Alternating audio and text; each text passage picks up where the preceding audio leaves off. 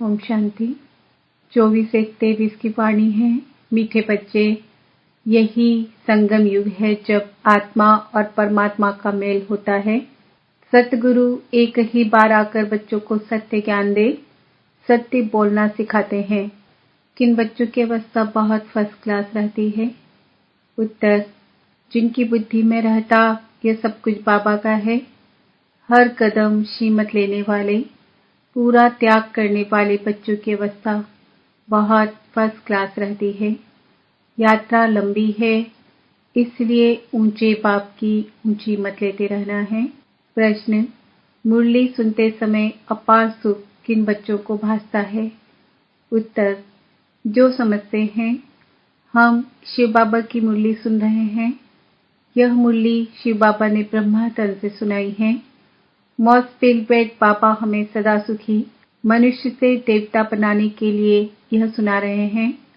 मुरली सुनते यह स्मृति रहे तो सुख भासेगा। गीत प्रीतम आन मिलो। ओम शांति।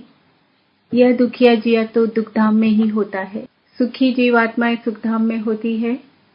सभी भक्तों का प्रीतम एक है, जिसको ही याद किया जाता है उनको प्रीतम कहा जाता है। याद करते हैं जब दुख होता है, यह कौन बैठ समझाते हैं? सच्चा सच्चा प्रीतम, सच्चा बाप, सच्चा टीचर, सच्चा सदगुरु। सभी का प्रीतम वह एक है, परंतु प्रीतम आता कब है यह कोई नहीं जानते हैं। प्रीतम खुद आकर अपने भक्तों को, अपने बच्चों को बताते हैं कि मैं आता ही हूँ सिर्फ संगम युग पर एक बार। मेरा आना और जाना, उसका जो बीज है उसको संगम कहा जाता है। और सभी आत्माएं तो बहुत बारी जन्म मरण में आती है। मैं एक ही बार आता हूँ। मैं सदगुरु भी एक ही हूँ, बाकी गुरु तो अनेक है। उन्हों को सदगुरु नहीं कहेंगे क्योंकि वह कोई सत्य नहीं बोलते, वह सत्य परमात्मा को जानते ही नहीं। जो सत्य को जान जाते हैं वह हमेशा सत्य बोलते हैं। वह सदगुरु है ही सत्य बोलने वाला सच्चा सदगुरु। सच्चा बाप, सच्चा शिक्षक खुद आकर बताते हैं कि मैं संगम युग पर आता हूँ। मेरी आयु इतनी ही है जितना समय में आता हूँ। पतितों को पावन बनाकर ही जाता हूँ। जब से मेरा जन्म हुआ तब से मैं सहज राजयोग सिखाना आरंभ करता हूँ। फिर जब सिखाकर पूरा करता हूँ तो पति दुनिया विनाश को पाती है और मैं चला जाता हूँ। बस मैं इतना ही समय आता हूँ। शास्त्रों में तो कोई टाइम है नहीं। शिव बाबा कब जन्म लेते हैं, कितना दिन भारत में रहते हैं, यह बाप स्वयं ही बैठ बताते हैं कि मैं आता ही हूँ संगम पर। संगम युग की आदि, संगम युग का अंत गोया, मेरे आने की आदि, जाने की अंत। बाकी मध्य में बैठ मैं राजयोग सिखाता हूँ। बाप खुद ही बैठ बताते हैं। मैं इनकी ही वानप्रस्थ अवस्था में आता हूँ। पराये देश और पराये तन में तो मेहमान हुआ ना। मैं इस रावण की दुनिया में मेहमान ठहरा। इस संगम युग की महिमा बड़ी भारी जबरदस्त है। बाप आते ही हैं रावण राज्य का विनाश कर राम राज्य की स्थापना करने। शास्त्रों में दंत कथाएं बहुत लिखती है। रावण को जलाते आते हैं। सारी सृष्टि इस समय जैसे लंका है, सिर्फ सिलान को लंका नहीं कहा जाता। यह सारी सृष्टि रावण के रहने का स्थान है। वह शोक वाटिका है। सभी दुखी हैं। बाप कहते हैं मैं इसको अशोक वाटिका अथवा हेवन बनाने आता हूँ। हेवन में सभी धर्म तो होते नहीं। वहां था एक ही धर्म जो भी नहीं है। अब फिर से देवता बनाने राजयोग सिखला रहा हूँ। सभी तो नहीं सीखेंगे। मैं भारत में ही आता हूँ। भारत में ही स्वर्ग होता है। क्रिश्चियन लोग भी हेवन को मानते हैं। कहते हैं left for heavenly abode, god father के पास गया। बाकी हेवन को थोड़े ही समझते हैं। हेवन अलग चीज है। तो बाप समझाते हैं कि मैं कब और कैसे आता हूँ। आकर त्रिकालदर्शी बनाता हूँ। त्रिकालदर्शी और कोई होता नहीं। सृष्टि के आदि मध्य अंत को मैं ही जानता हूँ। अब कलयुग का विनाश होना है। आसार भी देखने में आ रहे हैं। समय वही संगम का है। एक्यूरेट टाइम कुछ नहीं कह सकते।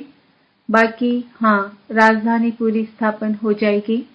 बच्चे कर्मातीत अवस्था को पाएंगे तो ज्ञान खत्म हो जाएगा। लड़ाई आरंभ हो जाएगी। मैं भी अपना पावन बनाने का पाठ पूरा करके जाऊंगा। देवी देवता धर्म स्थापन करना यह मेरा ही पाठ है। भारतवासी ये कुछ भी नहीं जानते। अब शिवरात्रि मनाते हैं तो जरूर शिव बाबा ने कोई कार्य किया होगा। उन्होंने फिर कृष्ण का नाम डाल दिया है। यह तो कॉमन भूल देखने में आती है।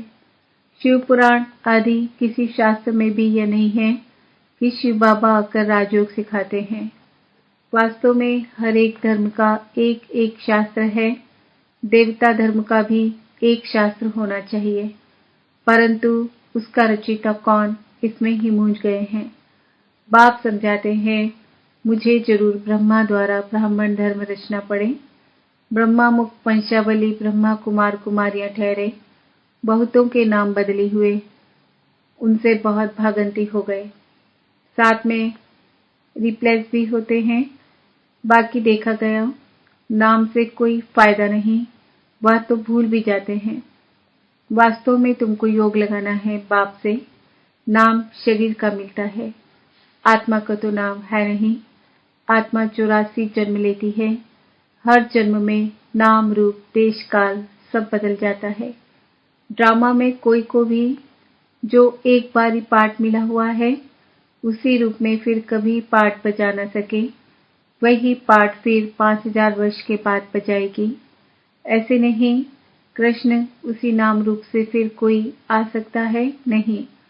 यह तो जानते हैं, आत्मा एक शरीर छोड़ दूसरा लेती है तो फीचर आदि एक न मिले दूसरे से। 5 तत्वों के अनुसार फीचर्स बदलते जाते हैं। कितने फीचर्स हैं, परंतु यह सब पहले से ही ड्रामा में नून है। नया कुछ नहीं बनता है। लक्ष्मी नारायण व राधे कृष्ण व ब्रह्मा विष्णु आदि कोई प्रीतम नहीं है। गॉडफादर ही प्रीतम है। बाप तो जरूर वर्षा देते हैं, इसलिए बाप प्यारा लगता है। बाप कहते हैं, मुझे याद करो क्योंकि मेरे से तुमको वर्षा पाना है। बच्चे जानते हैं, इस पढ़ाई अनुसार जाकर सूर्यवंशी देवता व चंद्रवंशी क्षत्रिय बनेंगे। वास्तव में सभी भारतवासियों का धर्म एक होना चाहिए, परंतु देवता धर्म नाम बदल हिंदू नाम रख दिया है क्योंकि वह दैवी गुण नहीं है। अब बाप बैठ धारण कराते हैं, कहते हैं अपने को आत्मा समझ अशरीरी हो जाओ। तुम कोई परमात्मा नहीं हो। परमात्मा तो एक शिव है, वह सभी का प्रीतम एक ही बार संगम युग पर आते हैं। यह संगम युग बहुत छोटा है। सभी धर्मों का विनाश होगा। ब्राह्मण कुल भी वापस जाएगा क्योंकि उन्हों को फिर दैवी कुल में ट्रांसफर होना है। वास्तव में यह पढ़ाई है, सिर्फ भेंट की जाती है। यह विषय विकार है जहर, यह ज्ञान है अमृत। यह तो मनुष्य को देवता बनाने की पाठशाला है। आत्मा में जो खाद पड़ी है, एकदम मुलम्मा बन गई है, उसको बाप आकर हीरे जैसा बनाते हैं। शिवरात्रि कहते हैं, रात्रि में शिव आया, परंतु कैसे आया, किसके गर्भ में आया या किस शरीर में प्रवेश किया? गर्भ में तो आते नहीं हैं, उनको शरीर का लोन लेना पड़ता है। वह जरूर आकर के नर्क को स्वर्ग बनाएंगे, परंतु कब और कैसे आते हैं यह किसको पता नहीं है। शास्त्र तो बहुत पढ़ते हैं, परंतु मुक्ति जीवन मुक्ति तो किसको मिलती नहीं है और ही तमो प्रधान बन गए हैं। सो तो सभी को जरूर बनना है। सभी मनुष्यों को स्टेज पर जरूर हाजिर होना है। बाप आते ही अंत में हैं, उनकी ही सब महिमा गाते हैं कि तुम्हारी गति मत तुम ही जानो, तुम्हारे में क्या ज्ञान है, कैसे तुम सद्गति करते हो, सो तो तुम ही जानो। तो वह श्रीमत देने आएगा तो जरूर ना, परंतु कैसे आते हैं, किस शरीर में आते हैं वह कोई जानते नहीं। खुद कहते हैं साधारण तन में मुझे आना है, मुझे ब्रह्मा नाम भी जरूर रखना पड़े, नहीं तो ब्राह्मण कैसे पैदा हो? ब्रह्मा कहाँ से आए? ऊपर से तो नहीं आएगा। वह है सूक्ष्म वतनवासी, अव्यक्त, संपूर्ण ब्रह्मा। यहाँ तो जरूर व्यक्त में आकर रचना रचनी पड़े। हम अनुभव से बता सकते हैं। इतना समय आते और जाते हैं। बाप कहते हैं मैं भी ड्रामा में बंधा हुआ हूँ और मेरा पार्ट भी सिर्फ एक बार आने का है। भल दुनिया में उपद्रव बहुत होते रहते हैं।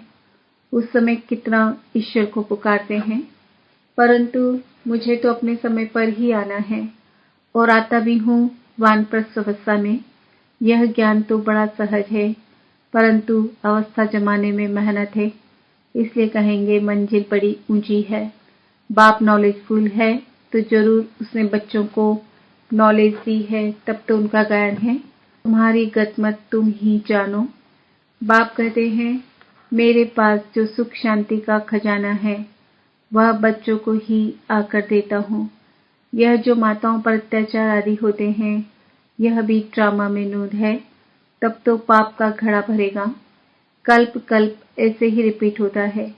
यह बातें भी तुम अभी जानते हो, फिर भूल जाएंगे। यह ज्ञान सतयुग में होता नहीं। अगर होता तो परंपरा चलता।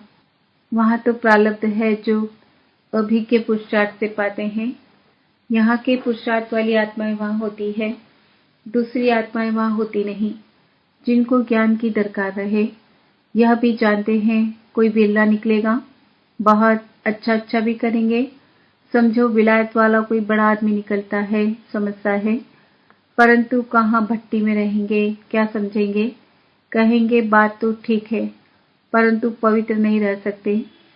अरे इतने सब पवित्र रहते हैं, शादी कर इकट्ठे रहकर भी पवित्र रहते हैं। दोनों को इनाम भी बहुत मिलता है। यह भी रेस है। उस रेस में फर्स्ट नंबर जाने से 4-5 लाख मिलेंगे। यहाँ तो 21 जन्मों के लिए पूरी राजाई मिलती है। कम बात है। यह मुरली तो सब बच्चों के पास जाएगी, टेप में भी सुनेंगे। कहेंगे शिव बाबा ब्रह्माजन से मुरली सुना रहे हैं, अथवा बच्चियां सुनाएंगी तो कहेंगे शिव बाबा की मुरली सुनाते हैं। तो बुद्धि एकदम वहां जानी चाहिए, वह सुख अंदर में भासना चाहिए। मोस्ट स्पिरिट बाबा हमको सदा सुखी मनुष्य से देवता बनाते हैं, तो उनकी याद बहुत रहनी चाहिए। परंतु माया याद को ठहरने नहीं देती। त्याग भी पूरा चाहिए। यह सब कुछ बाबा का है। यह अवस्था फर्स्ट क्लास रहनी चाहिए। बहुत बच्चे हैं जो श्रीमत लेते रहते हैं। श्रीमत में जरूर कल्याण ही होगा। मत भी ऊंची है, यात्रा भी लंबी है। फिर तुम इस मृत्युलोक में नहीं आएंगे। सतयुग है ही अमर लोक। वहां तुम मरते नहीं हो, खुशी से पुराना चोला बदल नया लेते हो। सर्प का मिसाल तुम्हारे लिए है, भ्रमरी का भी तुम्हारे ऊपर मिसाल है, कच्चे का भी तुम्हारा मिसाल है। सन्यासियों ने तो कॉपी की है, भ्रमरी का मिसाल अच्छा है। विष्ठा के कीड़े को ज्ञान की भूभू कर परिस्तानी परिजादा बनाते हो। अभी पुरुषार्थ अच्छी तरह करना है। ऊंच पद अथवा अच्छा नंबर लेना है तो मेहनत भी करनी है। बल धंधा आदि भी करो, वह टाइम छूट है, फिर भी टाइम बहुत मिलता है। अपना योग का चार्ट देखना चाहिए, क्योंकि माया बहुत विघ्न डालती है। बाबा बच्चों को बार बार समझाते हैं, मीठे बच्चे भूले चुके भी ऐसे मौस पिलपेट पाप व साजन को फारकती कभी कोई न देवे। इतना महामूर्ख कोई न बने, परंतु माया बना देती है। अब आगे चलकर तुम देखेंगे जो कुर्बान जाते थे, बहुत अच्छी सर्विस करते थे, उनका भी माया क्या क्या हाल कर देती है, क्योंकि श्रीमत छोड़ देते हैं। इसलिए बाबा कहते हैं ऐसे बड़े से बड़ा महामूर्ख नहीं बनना। अच्छा, मीठे मीठे सिकिल दे बच्चों प्रति माता पिता बाप दादा का याद प्यार और गुड मॉर्निंग। रूहानी बाप की रूहानी बच्चों को नमस्ते। हम रूहानी बच्चों की रूहानी बाप दादा को याद प्यार गुड मॉर्निंग नमस्ते ओम शांति। धारणा के लिए मुख्य सार, बाप द्वारा जो सुख शांति का खजाना मिला है वह सबको देना है। ज्ञान से अपनी अवस्था जमाने की मेहनत करनी है। दैवी गुण धारण करने के लिए देहभान को भूल अपने को आत्मा समझ अशरीरी बन एक प्रीतम को याद करना है। वरदान, विशेषता के बीज द्वारा संतुष्टता रूपी फल प्राप्त करने वाली विशेष आत्मा भाव। इस विशेष युग में विशेषता के बीज का सबसे श्रेष्ठ फल है संतुष्टता। संतुष्ट रहना और सर्व को संतुष्ट करना, यही विशेष आत्मा की निशानी है। इसलिए विशेषताओं के बीज अथवा वरदान को सर्व शक्तियों के जल से सींचो तो बीज फलदायक हो जाएगा। नहीं तो विस्तार हुआ वृक्ष भी समय प्रति समय आए हुए तूफान में हिलते हिलते टूट जाता है। अर्थात आगे बढ़ने का उमंग, उत्साह, खुशी व रूहानी नशा नहीं रहता। तो विधि पूर्वक शक्तिशाली बीज को फलदायक बनाओ। स्लोगन, अनुभूतियों का प्रसाद बांटकर असमर्थ को समर्थ बना देना, यही सबसे बड़ा पुण्य है। आज का स्वमान है, मैं विशेष आत्मा हूँ। ओम शांति।